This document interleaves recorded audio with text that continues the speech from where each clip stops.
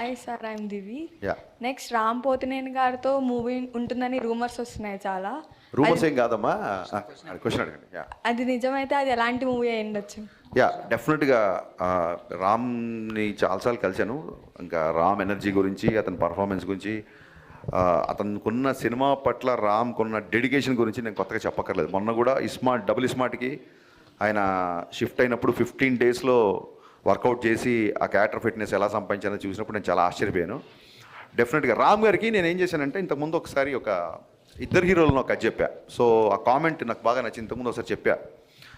So అందులో అసలు ఒక ఫైట్ కానీ ఒక చిన్న చెంపదెబ్బ కూడా ఉండదు. So I want make that kind of film. ఒకసారి చెప్తే, బ్రో మన ఇద్దరం చేస్తే ఫ్యాన్ 5లో తిరగాలి, ఇది 2లో తిరుగుతుంది అన్నాడు.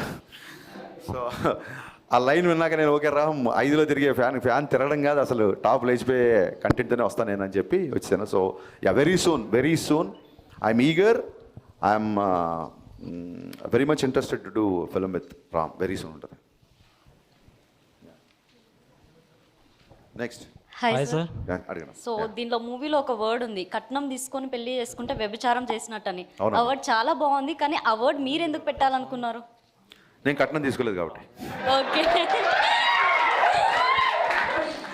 అలా కాదు, ఏమవుతుందంటే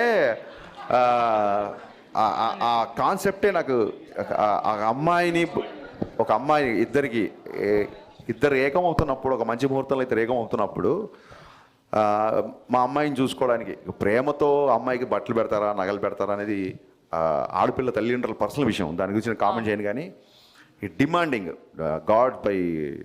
గాడ్స్ గ్రేస్ ఇప్పుడున్న మోడర్న్ సొసైటీలోనే ఇప్పుడున్న అమ్మాయిలు అబ్బాయిలు అనేవాళ్ళు నిజంగా డెఫినెట్గా వరకట్నం చావులు అవన్నీ చాలా వరకు తగ్గిపోయాయి.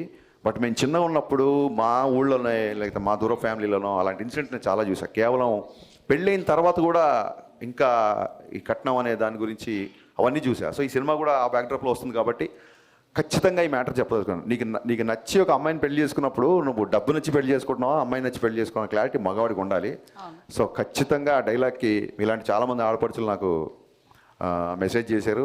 సో ఒకటి రాసినప్పుడు అది 10 మందికి రాసినప్పుడు వచ్చిన హై కంటే కూడా అది 10 మందికి రీచ్ అయ్యి వాళ్ళు దాన్ని అడ్రస్ చేసినప్పుడు ఇంకా ఎక్కువగా హై వస్తుందమ్మా.